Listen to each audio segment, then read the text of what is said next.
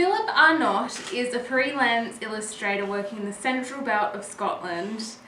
Gaining his Bachelor of Arts Illustration at Lincoln University, he primarily works in watercolour, oils and various digital media. However, during his residency stay here at San Cresci, he's chosen to exclusively work in watercolour and gouache due to the immediacy of the medium, to articulate and record his experiences and interactions within the local environment within a restricted time frame.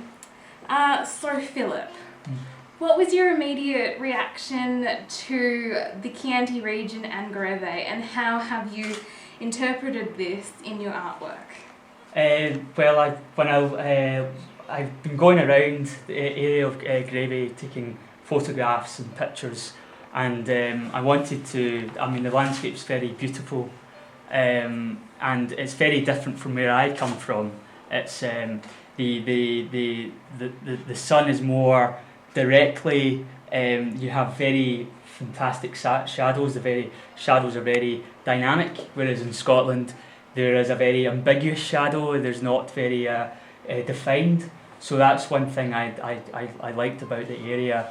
And I mean, I wanted to go around and embrace the culture and the people. So I did a lot of walking as well. So apart from that, it was wonderful.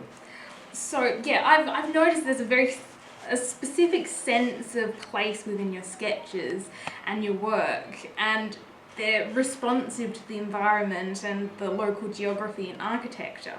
In saying that, I've noticed that architecture is a prominent focus through your work and also your artistic influences. So can you please just explain a little bit about that? But I think it comes back to when I was at school, and I think that I was always very keen on doing architecture initially. But then I found I wasn't very good at maths and I wasn't very good at physics. So I then decided that I was I was interested in doing the draftsmanship side of things, and I'm still very much interested in architecture and the details of it. So I've always focused on that.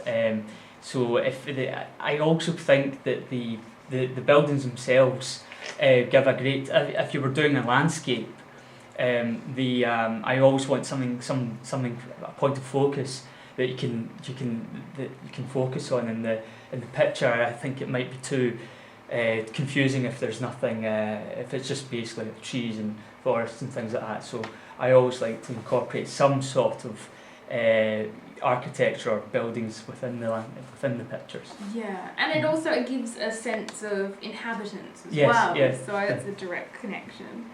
Yeah, and this is your second time in Italy. So you did another residency last year, and I believe that was kind of around Naples area. Yes. And how do you find the difference between that and here in Tuscany? Well, it was here it's a lot more greener. The landscape there's a lot more.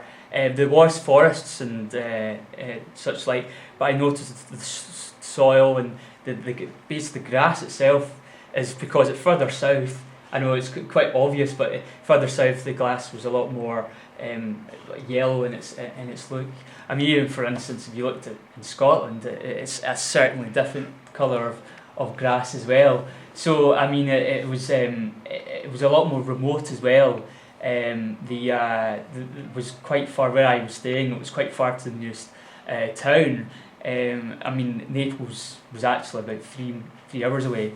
So, but I mean, nearest town was about 30 hours away time. So it was a very remote location compared to Greve, which is a lot more. It's not as remote. Yeah. It does have its fair share of tourists that are milling about as well. So. And that interaction with people. Yeah. And so you're translating your quick sketches that you've done into more altered and stylized works with a heightened colour palette, kind of steering away from the naturalistic.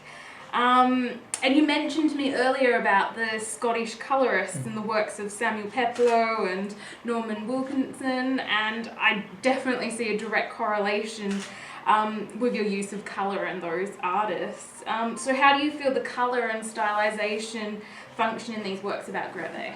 Well, I've always wanted to bring I always have a brightness to my work, and I think that is a result of the Scottish colourists been getting taught that at a very early age and being brought to, because they're very, very easy to get to, because all the painters are in Glasgow or Edinburgh, so the first initial impact is from those guys. And the other factor as well, which is quite unusual, is that I'm colourblind, which is quite an unusual thing for an artist.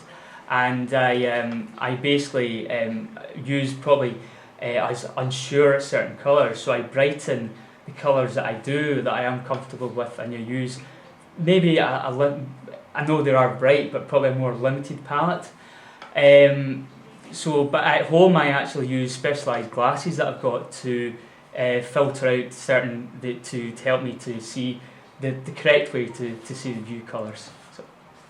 I think it's very interesting. So, one more question.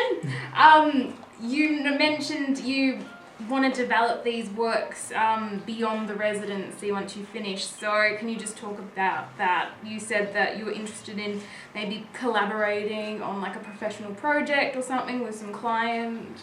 As an illustrator, I also like to see something from the result of artwork that I've done to be as a final product, whether it's a book or posters or anything. And this idea for this residency, I thought that maybe to design a wine label for the residency, and I thought that would be a nice finished product to come from this body of work.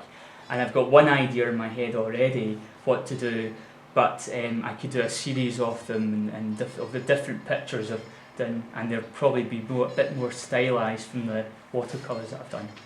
Okay. Thank you so much, Cheers. Jello. Okay. Thank you. Thank you. Okay.